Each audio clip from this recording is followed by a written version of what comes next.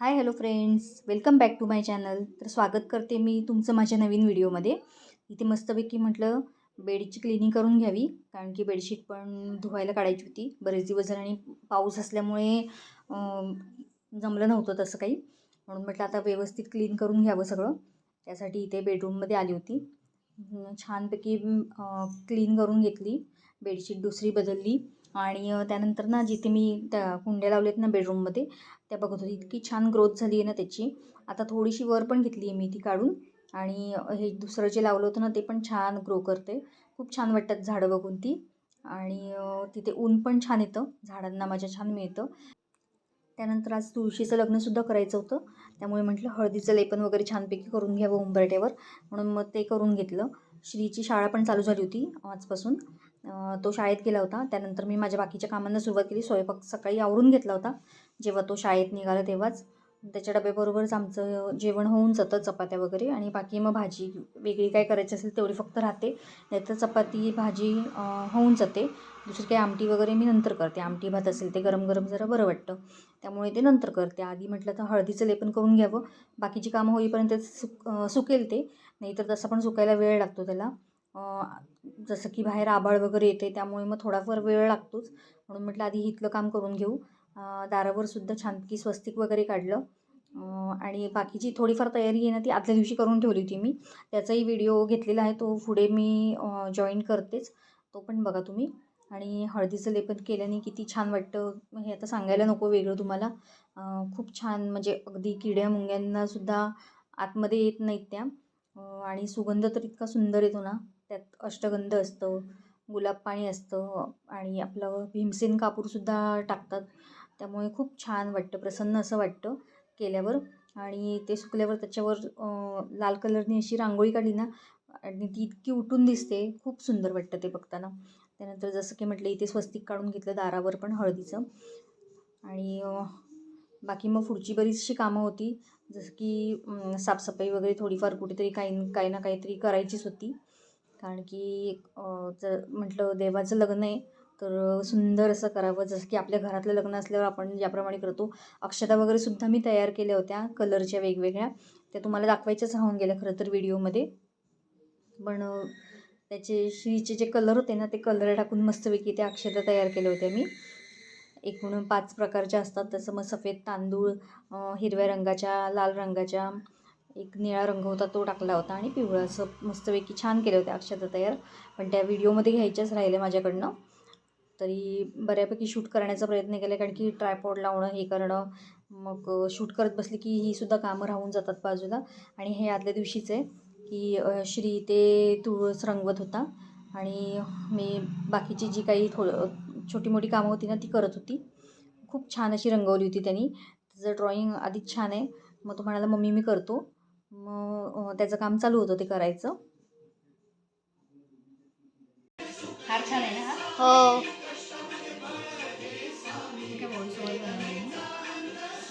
Mummy तिथे उद्याच्या पूजेची तयारी करते आणि मी इथे तुळस रंगवतोय. मस्तपैकी स्वामींची गाणी लावली होती आणि आमचं काम चालू होतं करायचं. आणि म्हटलं तो बोलला आहे तर ते छान वाटत होतं व्हिडिओमध्ये, म्हणून मग ते तसंच ठेवलं. तिथे काही व्हॉईस ओव्हर केलं नाही मी.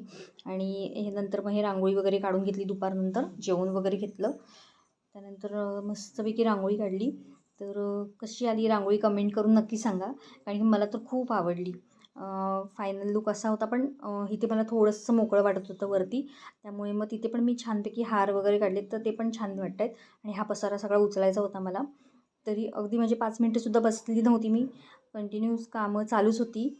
तर तरीसुद्धा म्हणजे आवरेपर्यंत इतके वाजले होते. म्हणजे श्री आला होता जेव्हा मी डेकोरेशन करायला घेतलं होतं तेव्हा, आणि हे डबल टिपनी लावत होती. आता म्हटलं तिथे काही खिळे वगैरे मारण्यात अर्थ नाही आहे, उगाच ते कलर वगैरे निघणार, त्यापेक्षा मग म्हटलं डबल टिपनी तात्पुरतं लावून घेऊ.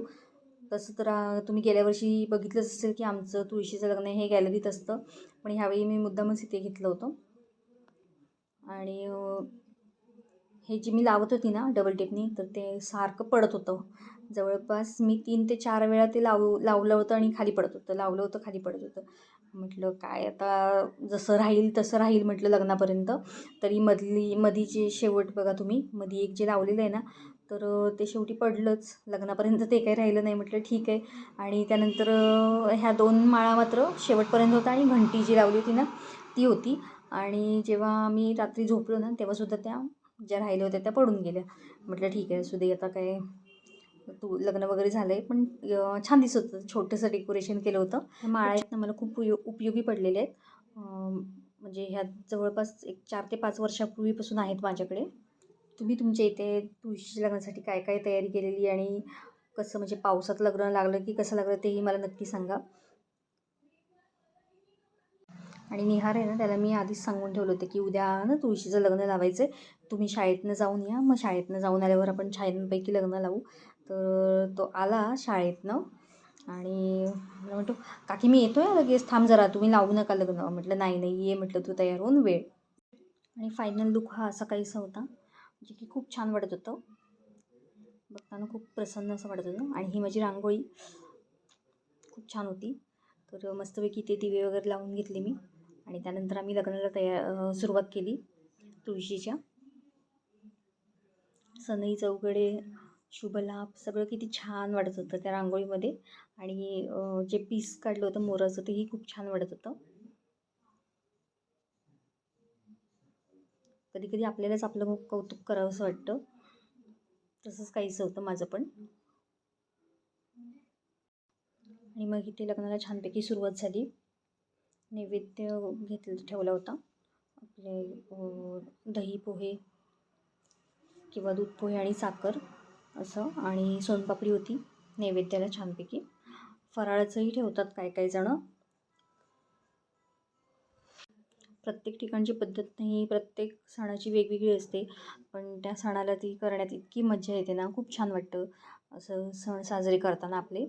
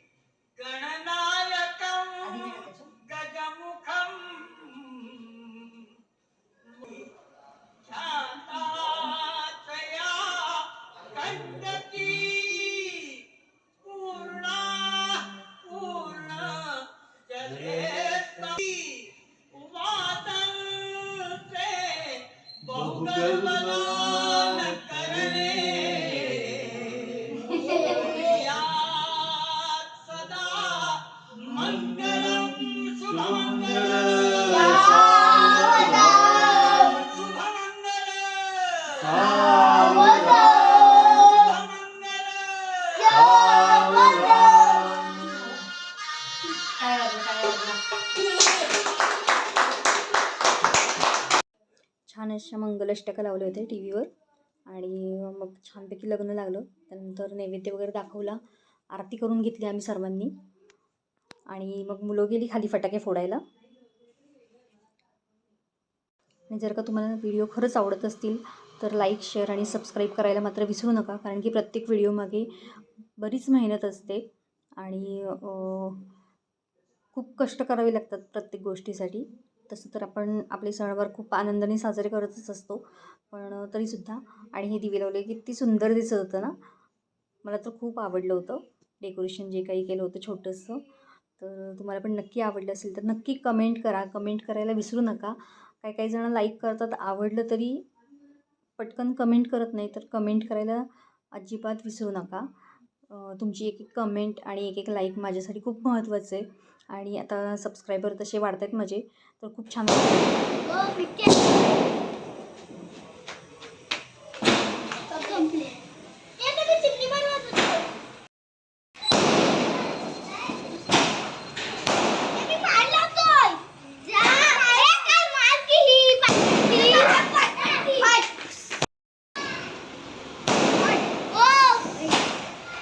तुम्ही म्हणाल हे काय करून ठेवलं हिनी.